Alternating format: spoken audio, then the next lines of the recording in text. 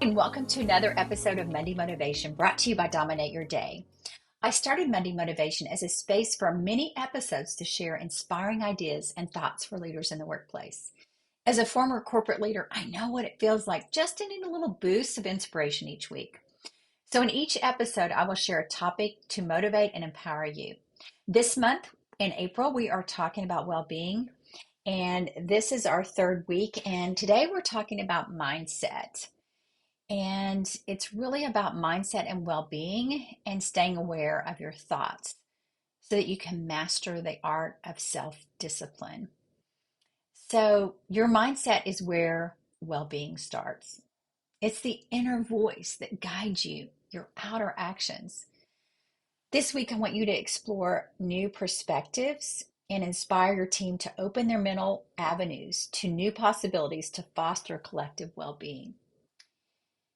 So, one of the things that, as we think about mindset, and this is probably as I've grown personally and professionally, I think this is the biggest area. There's so much here around mindset.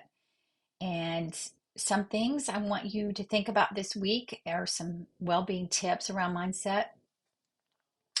And number one is encourage your team to view challenges as opportunities to grow rather than threats.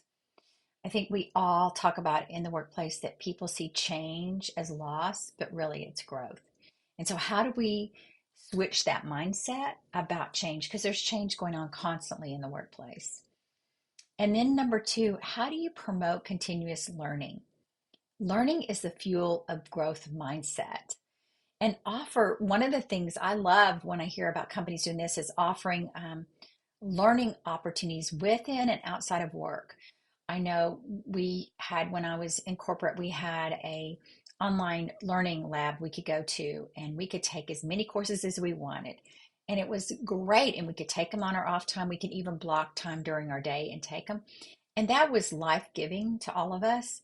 And it really helped with our minds as well. I mean, to me, it helped as I grew. And then the third thing with growing the mindset is just practicing resilience. As a leader, how do you model and promote strategies for bouncing back from setbacks? We've all gone through many setbacks in the last 3 years after COVID, and then just with financial situations, changes in companies, changes in the organization. So how do you train yourself and your team to practice bouncing back? And I think one of the things that I love is this quote by Jenny Romiti. She was the former CEO of IBM, and she said, "Growth and comfort do not coexist." Growth and comfort do not coexist. I think that's real important to know as a leader and to remember when you think you're supposed to get comfortable. I worry when I start getting comfortable because that means things aren't, I'm not growing, I'm not learning, it's just too comfortable. So, as you guys know, I love to study companies and see what they're doing. And this week, I want to feature Zappos.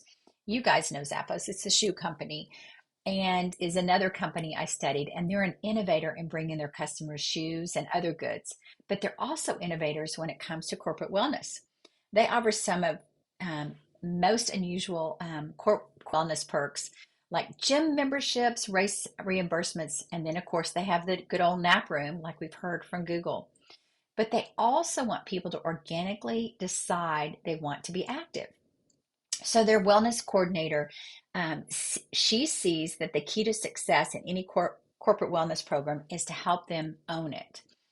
And then there's also different activities that the employees get to do, like golf lesson or indoor trampoline park, things they may want to try, but they just wouldn't do on their own.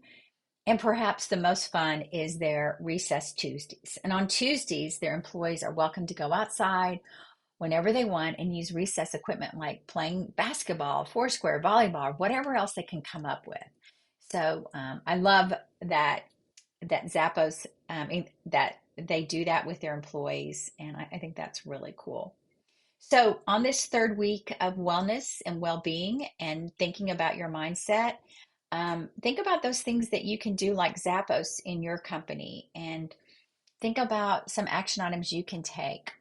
One of the things that I've also heard that's a fun idea for leaders to do is to host a fail forward session where you help your employees share stories within your team about setbacks that led to growth. Again, this is going to help change the mindset. The second thing is set up a learn something new goal where challenge each member on your team in the next 90 days, 30 days, 60 days to come up with something they want to learn and go learn it and then come back and share it with you. So, some recorded reading I recommend this month is Dominant Thoughts by Chris Heller and Reid.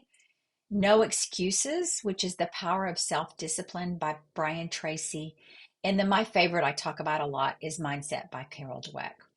So, learning how to uncover the changing power of our beliefs and learning how to switch the paradigm so that we're in a growth mindset and not in a fixed mindset. So, what's the one thing you can do differently this week based on what you heard here? So, just quickly before we finish, most listeners don't yet follow the podcast. Every additional follower we get helps us raise the profile of the podcast and bring you more episodes.